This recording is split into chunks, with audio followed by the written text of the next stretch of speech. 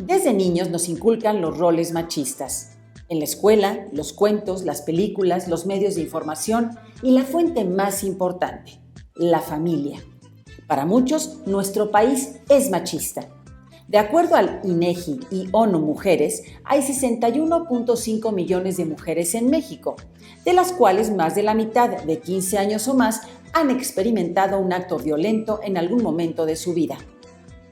Estudios de Gabinete y Comunicación Estratégica muestran que 41.7% de los mexicanos percibe a los hombres como los principales responsables de la violencia de género. La misma encuesta dice que 3.7% opina que el problema se origina en la pareja. 3 de cada 10 personas piensan que las mujeres provocamos el maltrato. Y para el 64%, el gobierno no hace nada al respecto. La forma más común de violencia se da en el hogar y generalmente la recibimos de la pareja. Es la violación más constante y silenciosa. ¿Por qué? Porque es como nos valoramos y entendemos el amor. Quédense con nosotros en Mujeres 360. Hola, ya estamos en Mujeres 360. Bienvenidos. ¿Qué opina de esto? Los hombres no se atreverían a maltratarnos si la sociedad no se los hubiera enseñado. Y las mujeres no lo permitiríamos si la sociedad también no nos los hubiera enseñado. Esto es, quizá estamos hablando de un sistema, de una forma de crecer y de una forma de ser. Esto es Mujeres 360 y el machismo.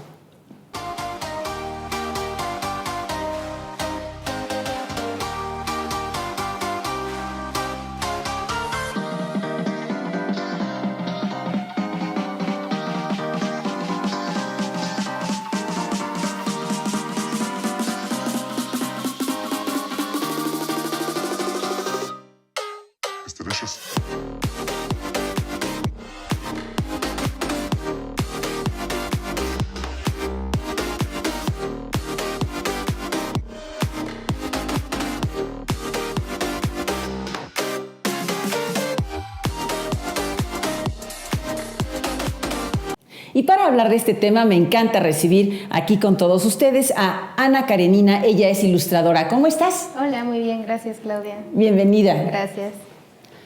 También nos acompaña Julia Suárez. Ella es directora de Análisis Legislativo y Asuntos Internacionales del CONAPRED. Hola, Julia, ¿cómo estás? Hola, muchas gracias por la invitación, Claudia. Y nos acompaña Mauro Vargas. Él es director general de GENDES, que es Género y Desarrollo, una asociación civil, ¿cierto? Cierto. Muchas gracias, Claudia, por la invitación. Muy contento de estar por acá. Bien, pues comenzamos. Ana Karenina, originaria de Ensenada, Baja California, estudió Ingeniería en Biotecnología en el TEC de Monterrey y actualmente estudia Ciencias de la Comunicación en la UNAM.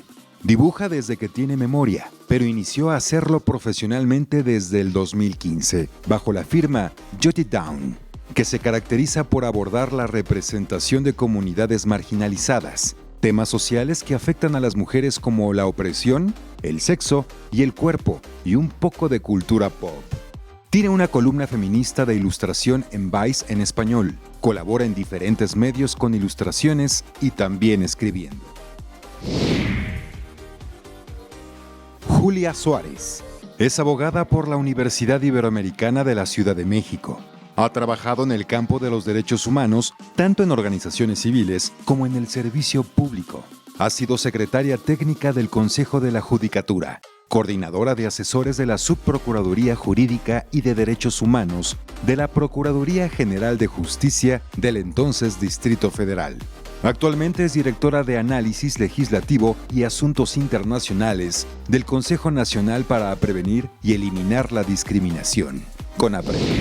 Mauro Antonio Vargas Urías es sociólogo por la Facultad de Ciencias Políticas y Sociales de la UNAM. Estudió la maestría en Ciencias Sociales en la Universidad de las Américas, en Puebla. Se formó como facilitador de grupos de reeducación para hombres agresores en el Centro de Capacitación para Erradicar la Violencia Intrafamiliar Masculina en San Francisco, California. Es director general de GENDES AC, institución orientada al desarrollo de relaciones de género respetuosas, equitativas e igualitarias, desde la construcción de las masculinidades no violentas y desde el trabajo con hombres. Bien, ¿qué les parece a los tres si empezamos por definir machismo? Bien, pues machismo de manera muy general implicaría este conjunto de creencias o un sistema de creencias que se convierte también en prácticas que refiere a la noción de que el hombre y lo masculino son superior a la mujer y lo femenino solo por esta condición, lo cual implica... ¿Y de dónde surge eso? Fíjate que es algo que ha pasado a través del tiempo, viene de varios cuerpos del conocimiento que de alguna manera implicaron que desde el acceso del hombre a estos espacios de generación o de construcción de conocimiento se fuera determinando históricamente la idea tal cual, pues, ¿no? O sea, en el campo de la medicina, en el campo de las leyes, los primeros gremios se conformaron por varones, ¿no? Históricamente hablando, y fueron basando esta noción de que las mujeres, el espacio para ellas debía ser el confinado al de la vida privada, de la casa, en los reinos, pues, en los castillos. ¿Sí? Entonces, a través del tiempo se ha construido una mecánica, digamos, que es como estructural, está en todos lados, en todos los ámbitos de la vida. Si tú quieres, en el gobierno, en la religión, en los espacios de salud, de educación, a través de las instituciones, y se muestra a través de actitudes que mujeres y hombres vamos creando. No lo vemos porque parece muy normal, muy natural. Que unos se dediquen a tomar la cámara y otras se dediquen, por ejemplo, a la cuestión del maquillaje o del peinado, claro, ¿no? Claro. Y parece muy normal cuando puede haber pues todo tipo de cambios en cualquier contexto sin que signifique realmente ninguna afectación a los derechos y a las posibilidades de nadie. Oye, Julia, pero además, estas normalidades de las que estamos hablando, ¿no?, han creado situaciones que ustedes en el CONAPRED dan seguimiento terroríficas, ¿cierto? Cierto, que tiene que ver, y yo creo que el tema es muy importante poderlo entender, como decía Mauro, que forma parte de un sistema. O sea, necesitamos abordar el tema de una forma mucho más compleja. A veces se antojan las respuestas o las explicaciones simplistas que no ayudan a entenderlo. Y cuando hablamos de entender que es un enfoque sistémico, hablamos de que son muchos componentes y que son todos los componentes de una sociedad toda, estructurada y ordenada por género, que reproduce y hace posible el sostenimiento de esta situación, de estas creencias, porque se encuentran validadas en la forma en cómo funcionamos. Pero que es necesario insistir en que, a pesar de los avances, que ha habido avances legislativos muy importantes en política pública, pero mientras no entendamos que es una tarea de todas las personas, seguimos con datos verdaderamente terribles. Uno de los últimos que tiene que ver con el dato de la violencia. 63, de cada 100 mujeres, 63 hemos sufrido un acto de violencia en nuestra vida, lo que también habría que reconsiderar en términos de aquellas violencias que son normalizadas, como tú decías, sí, que son introyectadas como parte de lo normalizado y de lo cotidiano, y como parte de lo que en razón de ser mujer podríamos esperarnos, como inclusive un piropo. Claro, porque hay que especificar que hay diferentes tipos de violencia. La violencia no solo es física, hay violencia económica, hay violencia emocional, psicológica. Sí, hay de todo, o sea, entonces creo que eso sí es importante recalcar, que a veces no te das cuenta que te están haciendo daño, que estás siendo violentada, porque puede parecer algo normal, exactamente. Aquí me parece súper importante anotar un dato importante.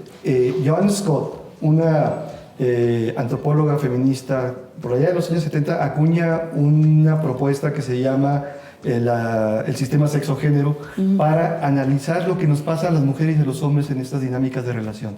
Y en esa propuesta el tema básico es entender cómo, a partir de la diferencia sexual, es decir, a partir de nacer mujer o nacer hombre, esa diferencia sexual en la vida social, de manera cultural, va marcando diferencias que se transmutan en muchos casos en violencias o en desigualdades.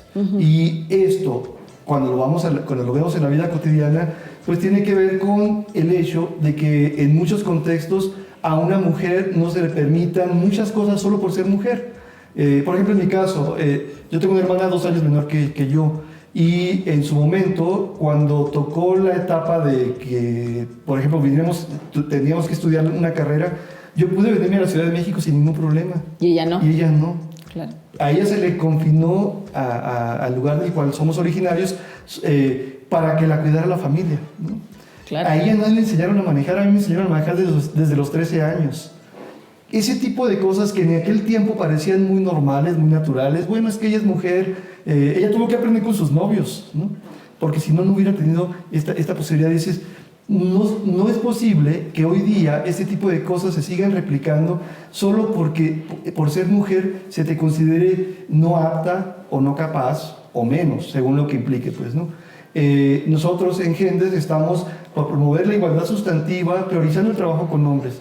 Nos parece fundamental que el hombre, el varón que nos escucha, pueda comprender que en estas situaciones, en un país pues, que, como México, que es democrático, vivamos realmente los espacios respetándolas a ellas en todos los sentidos, pues, ¿no? Y compartiéndolos.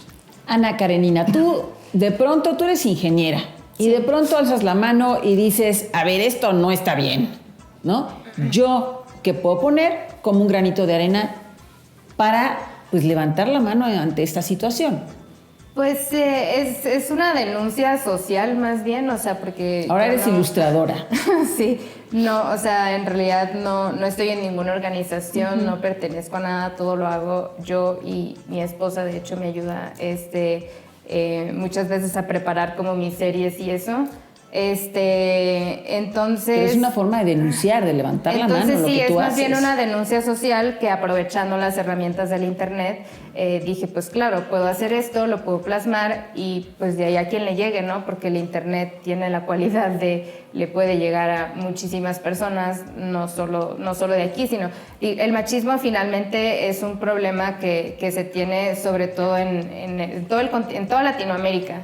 Entonces, de hecho, sí llegó muchísima gente de Argentina, de Colombia, de todos los lugares, millones de personas, pues muchas tirando mucho odio, sobre todo hombres tirando odio, también mujeres, porque pues finalmente, como dijimos, las mujeres somos parte del sistema y pues como parte del sistema pues también tenemos actitudes machistas. Intentamos, nos tratamos de educarnos y más bien deseducarnos y volver a aprender nuevas cosas, pero somos parte del sistema, entonces digamos esta es mi aportación a que otras personas puedan conocer pues la realidad de... Que hagan conciencia, ¿no? Exactamente, y la realidad de lo que estamos viviendo como mujeres, cómo nos afecta y que otros, o sea, que más bien los hombres y las mujeres puedan verlo y decir, claro, esto es violencia, esto está mal.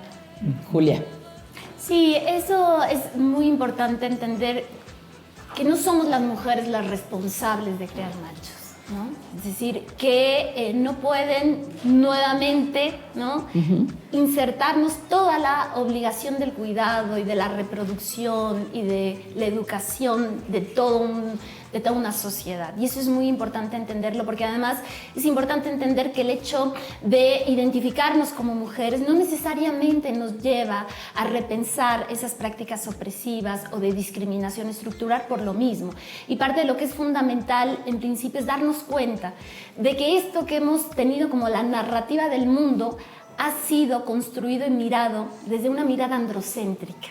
Y eso es muy importante, porque en ese momento es cuando nos podemos dar a la tarea, como mujeres, como hombres y como colectivos, a repensarnos qué tan justas o injustas son esas prácticas en las que todas perdemos. Y eso también es muy importante. De repente se ha entendido, por ejemplo, toda la agenda de género como un sinónimo de mujer. Y debemos entender que el género lo que propone es una categoría relacional ante la discriminación estructural e histórica que personas que han sido registradas como mujeres, identificadas como mujeres, la llevan de perder porque tienen mucho más obstáculos en el acceso a derechos.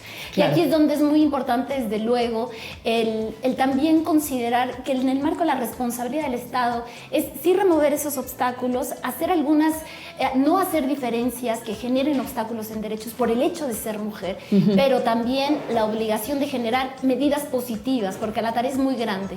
Llevamos siglos, años de reproducir este esquema y necesitamos compensar. Y eso es muy importante. No, y además el peso enorme que traemos tanto las mujeres como los hombres con esto. Vamos a una pausa y regresamos.